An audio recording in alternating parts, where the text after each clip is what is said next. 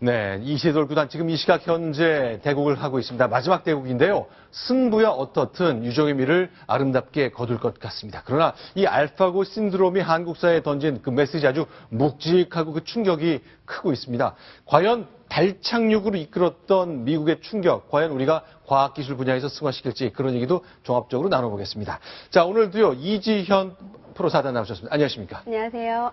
자, 지금 진행되고 있습니다. 저희 몇 가지 좀 내용을 좀 봤으면 좋겠는데, 오늘 대국 첫 장면부터 보기 시작할까요?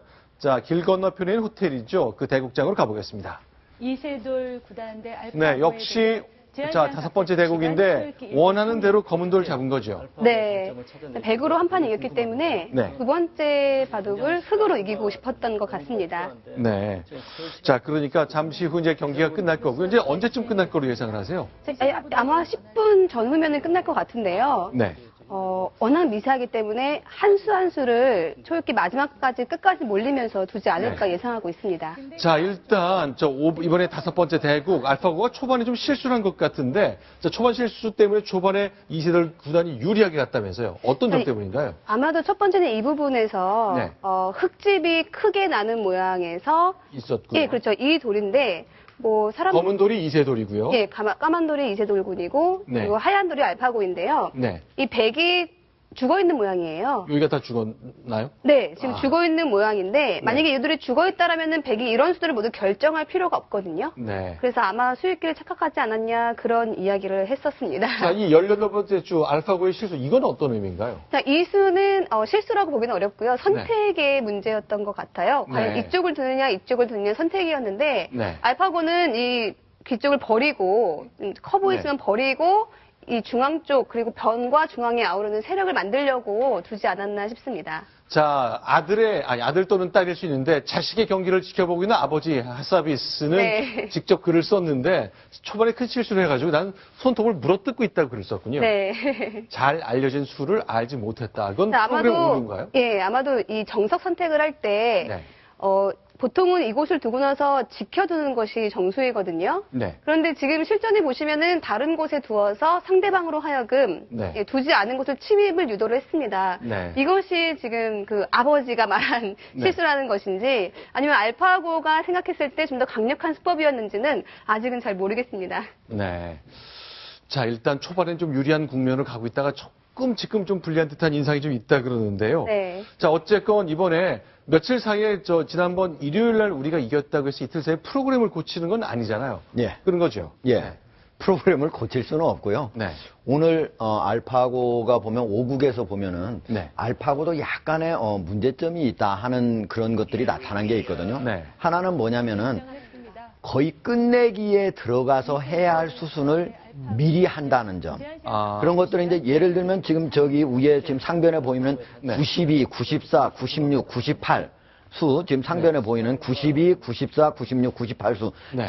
저 같은 경우에는 거의 끝내기 마무리 시점에 두어야 되는 수들이거든요. 네. 그거를 좀 빨리 했고, 그 다음에 이제 아래쪽 하변에 보면은 네. 먹여치기가 여러 개 나옵니다. 네. 지금 여기서는 지금 수순이 지금 표시가 안 돼서 그래서 129수, 왼쪽에도 했었고, 오른쪽에서도 먹여치기가 있었고, 좌변에서도 먹여치기가 있었는데, 네. 먹여치기를 한다고 해서 어떤 잘못을 한 건, 손해가 난 건 아닌데요. 네. 만약에 판에서 큰 어떤 그 패가 난다든지, 그럼 크게 어떤 문제가 생겼을 때, 그런 수들은 반드시 한번 언제든지 쓸 수 있는 수를 미리 써버렸다고 하는 측면에서, 그런 수를 언제 두어야 할지, 이 부분에 대해서 알파고가 아직은 아주 정치하게 착점할 시점 이걸 결정하는 데는 아직도 조금 미세하게 완벽하지는 않은 거 아닌가 이런 생각이 듭니다. 자, 이번에 다섯 번째 대국 이세돌 선수가 조금 평범하게 자기 방식대로 뒀나요? 아니면 알파고를 의식해서 뭔가 프로그램을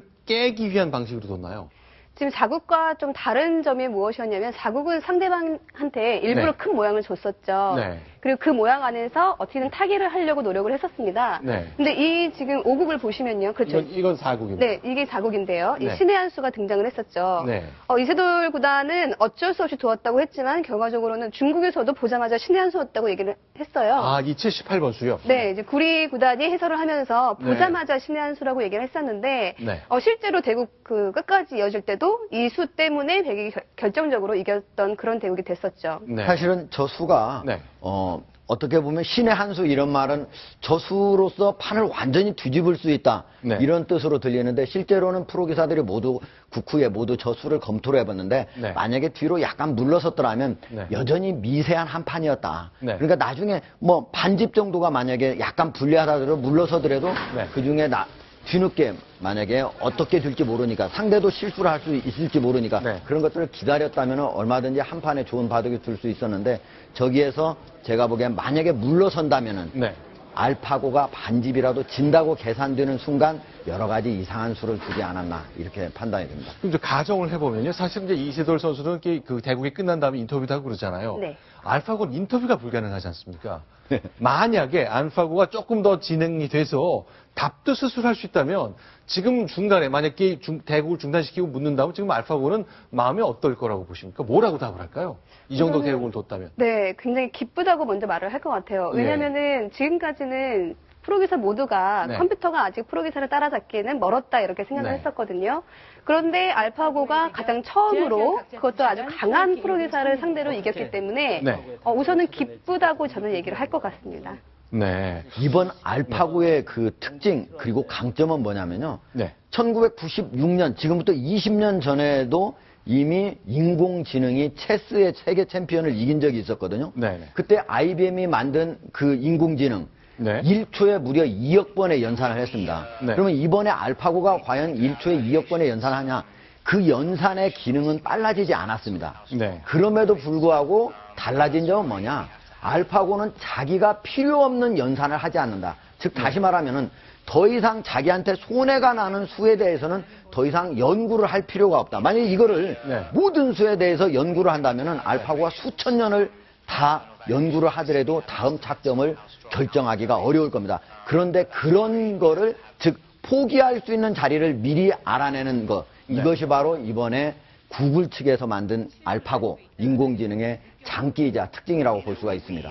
아, 이제 사람들이 이제 버리잖아요. 아, 이건 안 봐. 그렇죠. 직관적으로 찾아가는데 컴퓨터는 왜 그걸 못 한다고 생각을 했는데 이제 그걸 하게 됐다는 거예요. 그렇죠. 사람이라고 하는 거는 네. 이미 자기한테 이거는 뭐 완전히 불리하다 그러면 아예 생각조차 처음부터 안 하잖아요. 그런데 컴퓨터는 그동안은 모든 경우에서를 모두 생각해 봤는데 알파고는 드디어 사람의 생각과 비슷한 방식으로 사유를 하게 됐다. 이것이 특징입니다.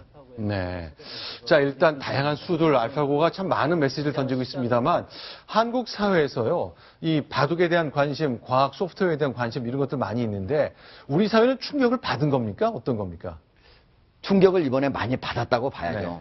지금 구글이 이번에 이런 인공지능을 만들어내기 위해서 사실은 구글 측에서 여러 회사를 인수하고 했는데요. 네. 그동안 인수하는 데 들어간 돈만 280억 달러라고 그러거든요. 우리 돈으로 33조 원이라고 하는 엄청난 돈인데요. 우리나라가 그동안 모든 회사 그리고 정부가 5년 동안 전체 인공지능을 위해서 연구 자금으로 투입한 돈이 180억 원에 불과하거든요. 네. 그러니까 구글이라고 하는 회사의 10,000분의 1도 안 된다. 그런데 앞으로는 아마도 충격을 정부도 받았을 거고 기업도 받았을 테니까 네. 많은 변화가 있을 것이라고 생각이 됩니다. 자, 지금 보시는 것처럼요. 자, 현재 대국이 벌어지는 곳 서울 광화문 네거리에 있는 포시즌스 호텔 대국 현장 모습 보고 계십니다. 자, 저렇게 해설하고 있습니다만 마지막 수 한 수 한 수 시간이 걸리기 때문에 조금 더 기다리셔야 될 것 같은데요. 자, 이 바둑 보면서요. 1960년대 미국을 얘기하는 분들이 많습니다. 손수 변호사. 네. 미국이 1960년대 받았던 충격과 분발. 우리가 갖고 있는 컴퓨터 산업에 대한 인공지능에 대한 충격과 분발 공통점이 보이는 거죠. 그렇습니다. 이제 저는 참 태어나기 한참 전인데요. 제가 태어나기 한참 전인데 네. 57년도에 큰 사건이 있었습니다. 바로 이제 그 러시아가 미국보다 먼저 이제 그 인공위성을 이제 쏘아 올린 것인데요. 그게 네. 1957년 10월 4일이었습니다.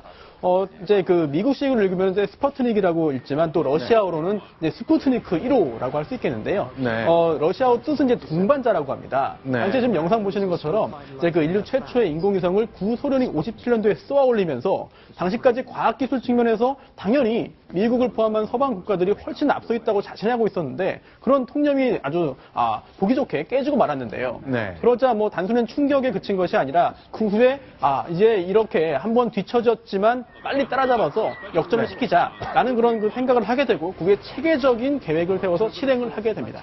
자, 그래서 이제 불과 4년이 지나니까 케네디 대통령이 등장한 다음에 우리가 어떻게 냉전 체제에서 소련보다 과학 기술을 뒤질 수 있느냐? 우리 뭔가 담대한 도전을 하자. 그래서 우리가 소련보다 먼저 달에 사람을 보내겠다고 선언하게 됩니다.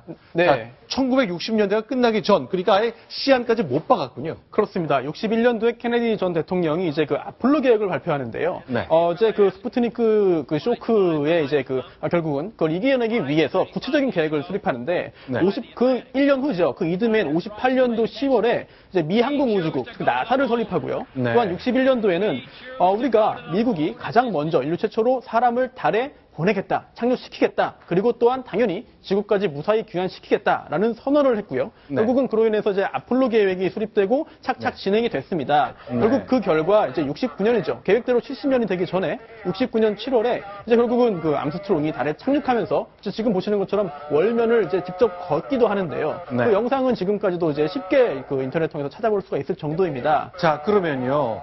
자, 소련이 먼저 위성을 쏘아서 미국 사람을 충격에 빠뜨렸는데 사실 한국 사회가 지금 뭔가 좀 경제가 잘 안 뚫리기 때문에 답답함이 좀 느껴지고 있거든요.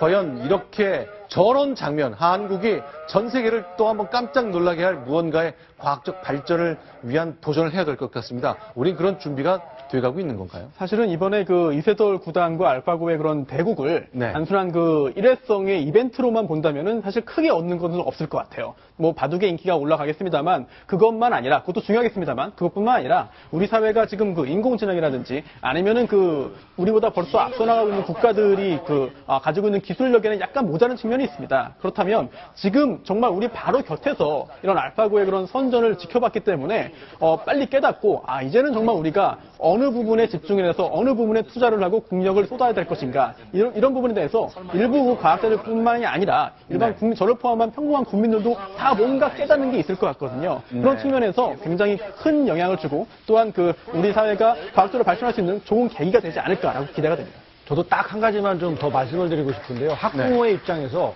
우리 아이들을 과연 앞으로 어떻게 공부를 시켜야 할지 저부터도 많이 반성하게 됐는데요. 국영수 잘 시키고 높은 점수 맞게 하는 것도 뭐 아직 현재 입시 상태에서는 중요하긴 하지만 정말 아이들이 창의력을 많이 가지고 성장할 수 있도록 음악, 미술, 체육 이런 활동 많이 시켜야겠다는 생각을 하게 됐습니다. 그런데 막 소식이 들려왔군요. 자, 승부가 갈렸습니다. 알파고가 불계승했습니다. 네. 불계승이라고 하지만요. 네. 네. 지금 마지막까지 본 경우에 지금 한 두 집, 많이 되면 한 집 반, 네. 두 집 반 이 정도 승부였거든요. 네. 그러니까 제가 보기에는 이세돌 구단이 더 이상 되게 프로 기사들은요, 마지막에 거의 가면은 한 50수 정도는 네. 9집 반 이런 경우를 다시 뒤집기 거의 어렵습니다. 그러니까 네. 아주 미세했지만 우리 기사들이 본다면 아마추어들이 만약에 본다면은 그 끝까지 도는 개가를 하는 건데 네. 프로 기사가 보기에는 이거는 더 이상 뒤집을 수 없다 해서 그냥 돌을 던진 것으로 보입니다. 자, 그럼 저 경기 어떻습니까? 지금 멀찍이밖에 좀 화면이 보이지 않는데요. 자, 어쨌건 이세돌 구단 정말 그동안 대견하게 잘해줬습니다. 지난주 시작됐던 대국, 오늘로 5번째 대국을 모두 마쳤는데요. 자, 일단 이렇게 앞서버린 인공지능을 상대로 한번 이겼고 오늘 마지막 한 번 더 이길 수 있는 기회를 좀 노렸는데 좀 아쉽기도 하네요. 네, 좀 많이 아쉬울 것 같고요. 네. 바둑 내용만 보더라도 자, 지금 표정, 네. 아주 이제 저런 표정을 해서 뭘 읽을 수 있으시겠어요? 아쉬운 수들을 지금 기억하는 것 같아요. 네. 원래 프로기사들이 한 판을 두면서 지금 내 스스로가 만족하지 못했던 수들을 계속 머릿속에 남거든요.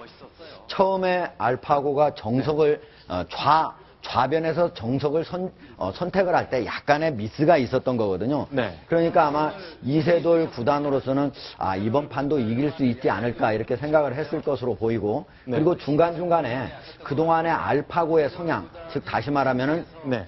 큰 세력을 형성해가지고 상대를 압박하는 그런 작전이 많았는데 네. 그런 것들을 미리 간파를 하고 이세돌 구단이 5국에서 네. 미리 집을 짓고 상대에 들어가서 다시 사는 방식을 많이 선택을 했거든요. 네. 그래서 중간에 혼전에 빠졌었는데 마지막에 결국은 불계패로 지게 되니까 아쉬움이 클 것 같습니다. 자, 잠시 후면 이제 이세돌 구단 이렇게 기자회견장에 나와서 5국을 두는 과정에서의 자신의 소회를 좀 밝히게 될 것 같은데 참 대견하고 참 아쉽고 그렇네요. 예. 네. 특히 이세돌 구단이 만약에 10번기를 했다면 네.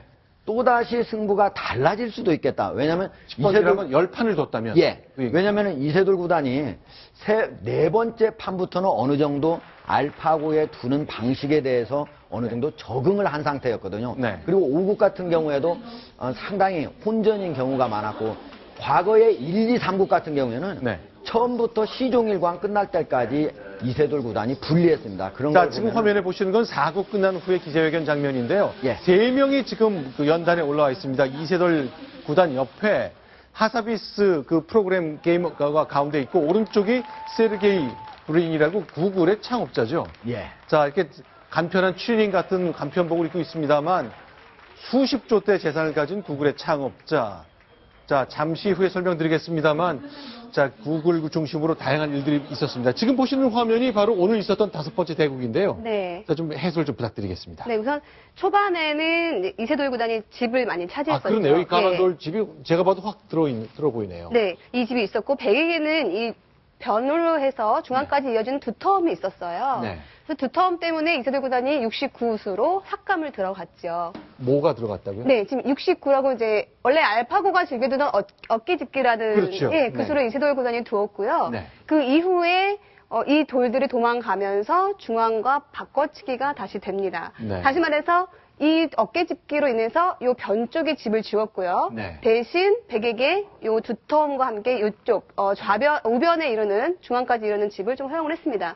지금 네. 가장 아마 아쉬웠던 수가 개인적으로 79가 아닐까 싶어요. 아, 검은 돌을 둔 네. 이세돌 구단. 네, 이수로 80으로 나왔다면은 물론 공격은 좀 더 당할 수 있겠지만 네. 이세돌 구단이라면 타계를 하지 않았을까 생각을 하는데요. 네. 네, 이수를 둠으로써 살긴 살았지만 이제 바깥쪽이 두터워졌거든요. 네. 그것을 일부러 그렇게 둔 것인지 아니면 중앙으로 나가는 것이 좀 더 괴로웠을 거라고 생각해서 그렇게 둔 것인지 좀 물어보고 싶기도 합니다. 그러면 이제 불계승, 불계패라는 것은 집을 계산하지 않고 내가 졌다는 걸 선언하는 건데요. 네. 그냥 이렇게 대충 보시기에 몇 집, 뭐 아주 작은 집 차이로 봐야 되는 겁니까? 네. 지금 아까 말씀해 주셨습니다만 아마 네. 한 집 반에서 뭐 많으면 두 집 반 그 정도 차이가 아니었나 싶어요. 제가 지금 정확히 계산을 해보지는 않았거든요. 네. 그런데 그 정도면은 이제 다 끝났기 때문에 이미 둘 데가 없지 않습니까? 네. 알고 근데 던지는 중국식 바둑의 룰이라는 게 예. 검은 돌을 잡고 먼저 한 수를 놓으면 상대에게 7집 반을 주게 돼 있잖아요. 그렇죠. 그렇게 차이를 크게 줘야 됩니까? 예, 그래서 원래 일본과 한국에서는 현재 그걸 덤이라고 하는데요. 네. 먼저 둔 사람이 상대에게 주는 집 수가 네. 덤이라고 하는데요. 네. 6집 반을 주고 있습니다. 그런데 네. 6집 반을 준다고 할지라도 약간 흙이 유리하다 이런 얘기들이 많거든요. 네. 그래서 중국에서는 약간 룰 자체도 다르고 네. 한국하고 룰 자체도 다르고 덤도 7집 반으로 주고 있는데 7집 반으로 주었을 때는 현재는 오히려 네. 100이 만약에 이제 흙이 네. 많은 거를 줘야 되니까 네. 100이 오히려 편하다. 그래서 이세돌 구단 같은 경우에 오늘 사실은 100을 잡는 게 더 편할 수 있었잖아요. 네. 돌을 가려서 잡아야 되는데 그럼에도 불구하고 사국에서 100으로 이겼기 때문에 네. 오늘은 흙으로 한번 이겨보겠다고 스스로 불리한 흙을 잡았습니다. 이게 대국 장소도 우리나라고요. 또한 당연히 이세돌 구단도 우리나라 기사기 때문에 우리나라 룰대로 지금 국장님 말씀하신 대로 덤을 7집 반이 아니라 6집 반으로 두는 게 어떠냐. 그렇게 중간에 룰을 바꿔야 되는 거 아니냐라는 그 이야기들이 있었는데요. 실제로 그 알파고가 그 프로그래밍 될 때 중국식 룰, 즉 덤 7집 반을 이미 다 넣어놨기 때문에 그걸 이제 와서 고칠 수는 없다라고 해서 우리나라에서 우리나라 기사가 둠에도 불구하고 중국식 덤에 따라서 진행이 됐다고 합니다. 네, 자 이렇게 이제 승부는 끝났습니다. 참 일주일 동안 우리 국민들 손에 땀을 쥐면서 많이 졸이고 응원도 했는데요. 이세돌 구단 1승 4패의 결과지만 역시 대견하다는 느낌 강하게 났습니다. 과연 이세돌 구단 지금 어떤 마음가짐일지 잠시 후에 기자회견 연결해서 그 목소리를 들어보겠고요. 이세돌 구단은 과연 어떤 분인지 얘기를 조금 더 나눠봤으면 좋겠습니다. 이 세 번째 소식으로 준비했습니다.